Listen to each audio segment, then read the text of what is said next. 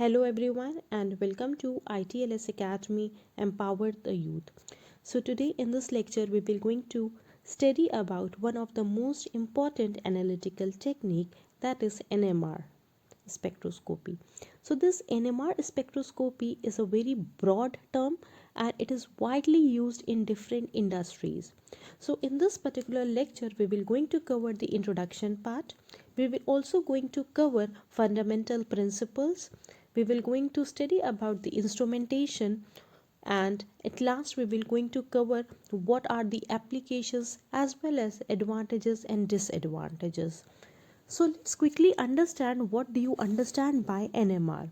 So if I say that the full form of NMR is nuclear magnetic resonance spectroscopy, or you can also say that NMR stands for nuclear magnetic resonance spectroscopy. So this NMR is a spectroscopy technique which is based on the absorption of electromagnetic radiation in the radio frequency region of like 4 to 900 megahertz by nuclei of the atom. Okay, so basically it is based on the absorption of electromagnetic radiation. So I am writing it here that this NMR technique is based on the absorption of electromagnetic radiation. Okay, so it is based on the absorption of electromagnetic radiation. So what should be the frequency? In the radio frequency of 4 to 900 megahertz, okay, by nuclei of an atom. So if I say that a proton nuclear magnetic resonance spectroscopy is one of the most powerful technique for including the numbers of hydrogen or protons in the compounds. So it is true. So it is basically used to study a very wide variety of nuclei.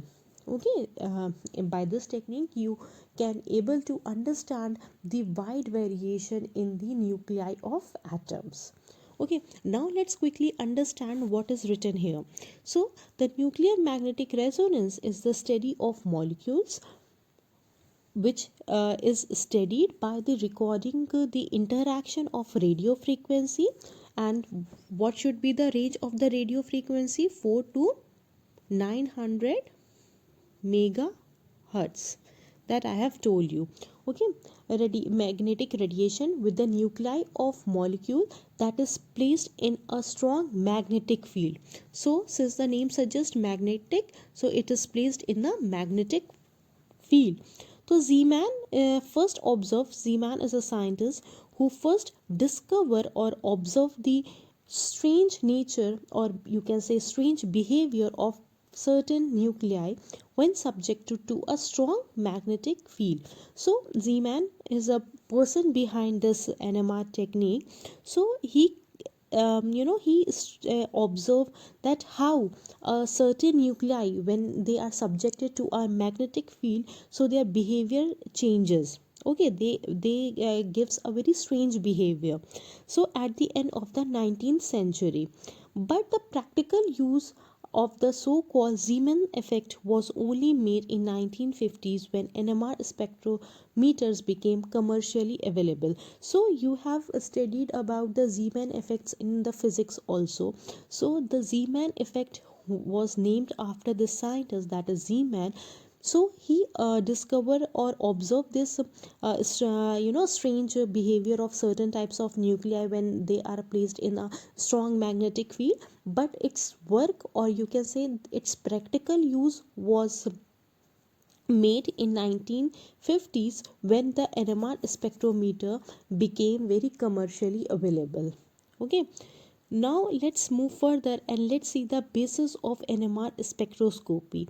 So on which basic this NMR technique is based on, or you can say what is the basic fundamental behind this NMR spectroscopy. So we have already covered the frequency range, we have already covered what does it mean. Now let us understand that on which basis it is based on. So the nuclear magnetic resonance, that is NMR, was first detected experimentally at the end of 1945, nearly concurrently with the work group of Flex Bloch, Stanford University, and Edward Purcell, Harvard University. So, in the Stanford universities and Harvard universities, there was a group of people who first detect this NMR technique. So the first NMR spectrum was first published in the same issue of Physics Review in January 1946. So this line is very important, students, because in examination or in MCQs this question may arises that when was the first NMR spectrum was first published. So it was first published, or you can say it was first issued in year 1946 in the issue of physical review in January 1946. And who was the person behind the Bloch and Purell? So he was these two person was also awarded a Nobel prizes in physics in the research of nuclear magnetic resonance, that is NMR. And they both have detect this NMR technique experimentally in their labs, like in Stanford University and Harvard University. So this is very important, you must be knowing this paragraph very well. Okay, so nuclear magnetic resonance, that is NMR spectroscopy, it is a very crucial analytical technique. So in the introduction part I have already told you that it is a most important and very widely used analytical techniques where you want to detect the different types of nuclei, or where you want to study the variety of nuclei. So the NMR spectroscopy, it is a very crucial analytical tool for organic chemist. Okay, so it is very crucial. So why it is very crucial? So we will going to understand this, why it is very crucial for organic chemist. So in the research in the organics lab has been significantly improved with the aid of NMR. Why? So not only can it provide information on the structure of the molecule. So here generally one question arises that why it is so much crucial technique or analytical tool for organic chemist. Why? Because it is used to study a wide variety of nuclei. Why? I'm just writing it here. Why it is become a very crucial or important analytical technique? It sorry because it is used to study a wide variety of nuclei. Okay, so that is the reason it is very crucial, and it provides a good information on the structure of new molecule. It can also determine the content as well as the purity of the sample. So I'm just marking it here. So it provides the it provides it is providing information on the structure of molecule first, whereas it determine the content and the purity of the sample. Okay, so proton NMR is one of the most widely used NMR. So proton 1H NMR is the most widely used NMR or analytical method by the organic chemist. So the proton which is present in the molecule will behave differently depending upon the surrounding chemical environment, making it possible to elucidate their structure. Okay, so this is the reason why this technique is been widely used. So again, in examination they can ask you that which type of analytical or NMR technique is widely used. So the proton nuclear magnetic resonance spectroscopy is one of the most powerful tool for elucidating the number of hydrogen or proton in the compound. Okay, so this slide is very important because there are number of questions that can be asked from this particular slide. Okay, now let's understand the principle part. So what does the principle of NMR says, or on which principle this NMR spectroscopy depends? So if you see the principle, so you can say that the theory behind NMR, it comes from the spin of nucleus and it generate a magnetic field. Okay, so without any external applied magnetic field, the nuclear spins are random in direction. Okay, so but when the external magnetic field is present, the nuclei align themselves either with or against the field of external magnet. Okay, so again, if the external magnet field is applied, the energy transfer is possible between the ground state to the excited state, right? So when the spin turns to the ground state, the absorbed radio frequency energy is emitted at the same frequency level. So here the emitted radio frequency signal that will give the NMR spectrum of the concerned nucleus. Okay, so this is the you can say principle behind NMR technique. So we will going to understand this with the help of this paragraph. So many nuclei have a spin. Okay, and so this all nuclei are electrically charged. Okay, there are two things to understand here, that many nuclei have a spin, whereas all the nuclei are electrically charged. Okay, according to NMR principle, two things you have to understood, that many nuclei have a spin, whereas all nuclei are electrically charged according to the new NMR principle.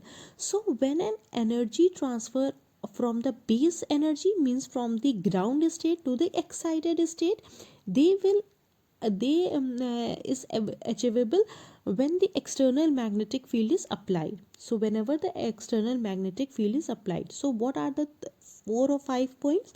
So all nuclei are electrically charged and many have a spin, the first principle. Second says that transfer of energy is possible from the ground state to the higher energy level when the external magnetic field is applied. So whenever there is an external magnetic field, so there is always a chance, or it is always a possibility that the molecule from the ground state moves to the excited state.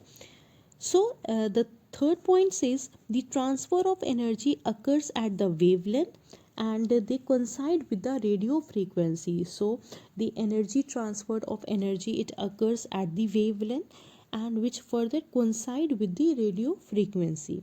So also the energy is emitted at the same frequency when the spin occurs back to the base level, that I have already told you. So therefore, by measuring the signal which matches this transfer, are processing the NMR spectrum for the concerned nucleus is yield.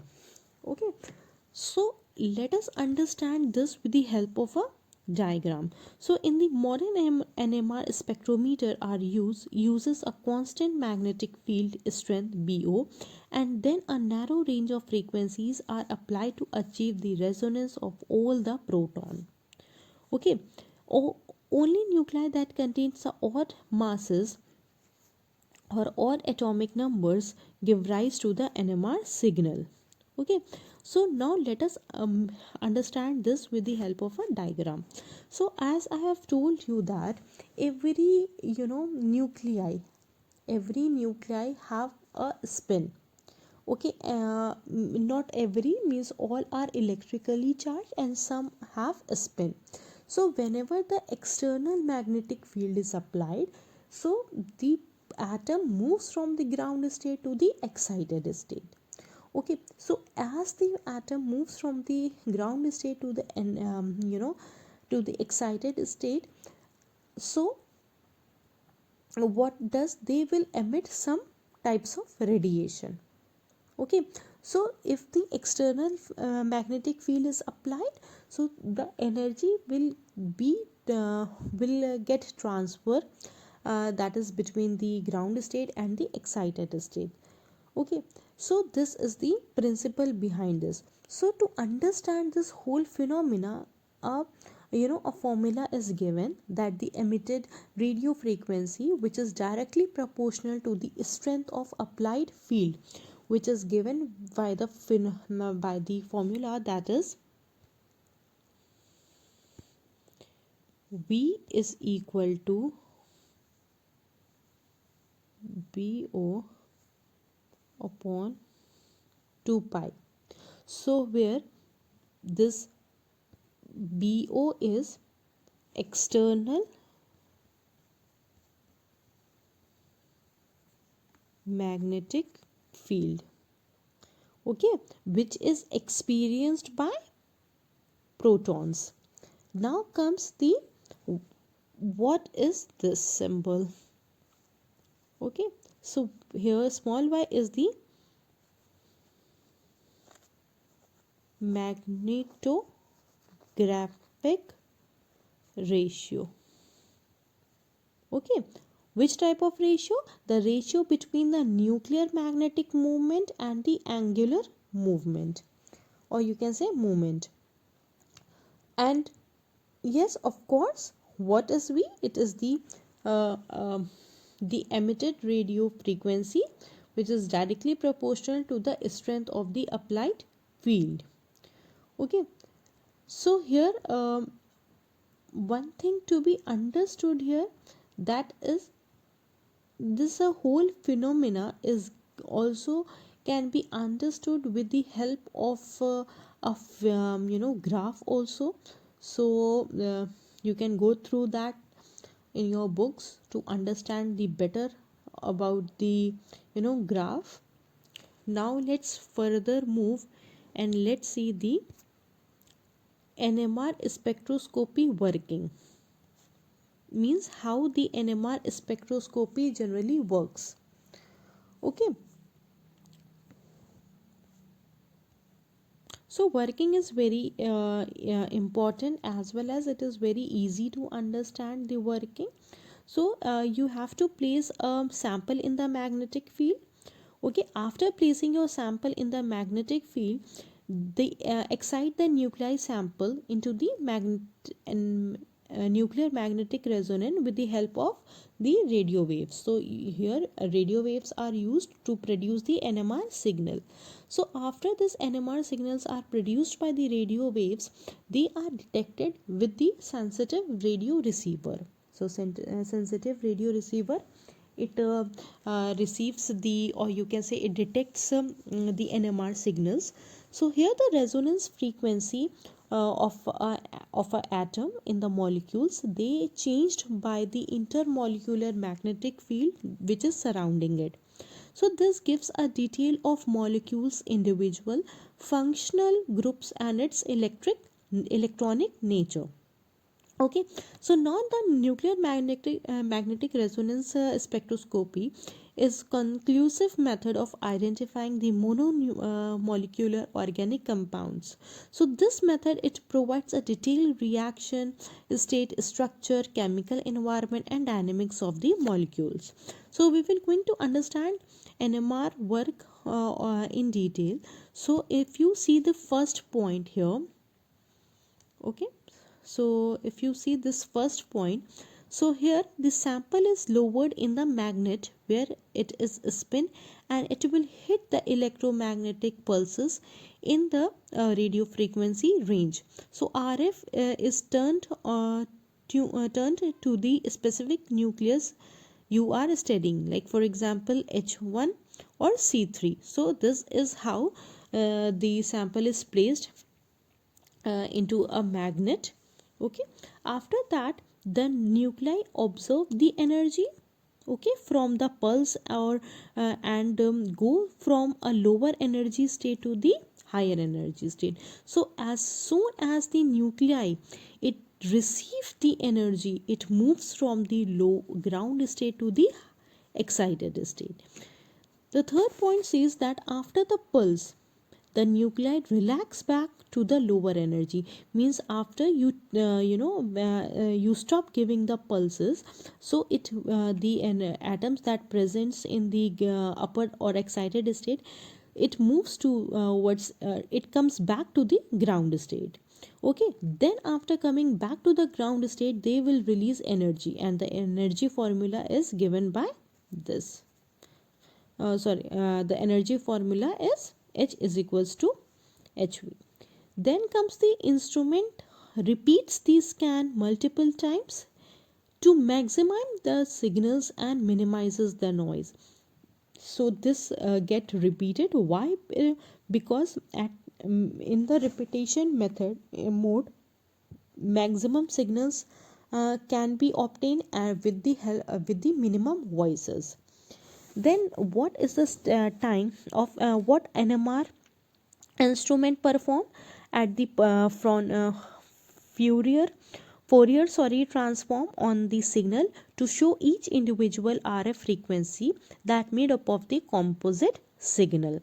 And this is how the frequency makeup in the NMR spectrum. So this is the whole working of NMR spectrum. So you can go through this 6 point to understand, or you can understand how NMR works. Now we will going to move further and let's see the instrumentation part. So if we see the instrumentation part, so NMR is have basically 5 parts. Okay, 5 parts or components of NMR instrument. The first one is sample holder. So sample holder, it is a glass tube which have a diameter of 0.3 centimeter, whereas if you talk about its length, it is 8.5 centimeter long, the first one. So basically we it has 9 components.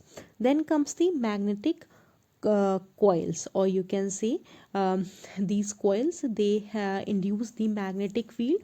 How? When the current flows through them. So whenever the current flows through them, it induces the magnetic field. Then what is the purpose of a permanent magnet? So the permanent magnet, it gives a homogeneous magnetic field at the frequency of 60 to 100 megahertz. So this is the permanent magnet. Then comes the sweep generator. So sweep generator is basically used to produce the equal amount of magnetic field passes through the sample. Now comes the radio frequency. So what is the radio frequency? So radio frequency transmitter, it basically it is helps to produce a very short and powerful pulse of radio waves. Here the radio frequency they helps in receiving means a radio receiver coils that detect the receiver radio frequencies emitted at the nuclei, and it relax at the lower energy level. Okay, now comes what is the function behind the RF detector. So RF detector, it helps in determining the unobserved radio frequencies. So the frequencies that could not be observed, so they are RF, it is used to observe those frequencies. Then recorder, it records the NMR signal which are received by RF detector and readout device, a computer that analyzes and record the data. Okay, this is the whole setup. Here the magnet is placed, here is a magnet controller, then it is attached with a detector, and this is the magnetic field, and here it is the RF transmitter. Okay, so this is the instrumentation part.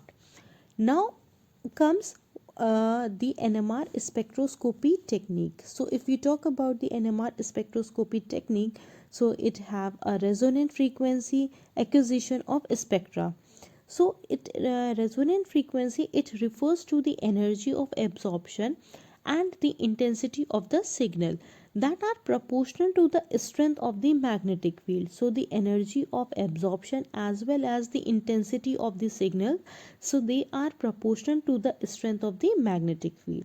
So NMR active nuclei, it observe the electromagnetic radiation. So once they observe the electromagnetic radiation at a frequency characteristics of the isotopes when placed in the magnetic field. Now comes the acquisition of spectra. So upon the excitation of the sample with a radio frequency pulse, the nuclear magnetic resonance resonance response is obtained. It is very weak signal and requires a sensitive radio receiver to pick up. Now here comes the type of solvent that are used in NMR. So what are the different types of solvent that are used in NMR? So solvent used in NMR. So what kind of solvent that is used in the NMR? So the first solvent is CCl4. CCl4, you know that this is a carbon tetrachloride. Then the second one is CS2, that is carbon disulfide. Your next is D2O, that is deuterium oxide. Then it is also uses C6H D6, that is hexadeoteurobenzene. Okay, deuterobenzene. So these are certain types of solvent that are used in NMR. Now let's quickly understand the application part. So if you see the application of NMR, so NMR is widely used in different sectors, like it helps in molecular imaging, it helps in magnetic profiling, it can be used in drug discovery, agriculture and food industries.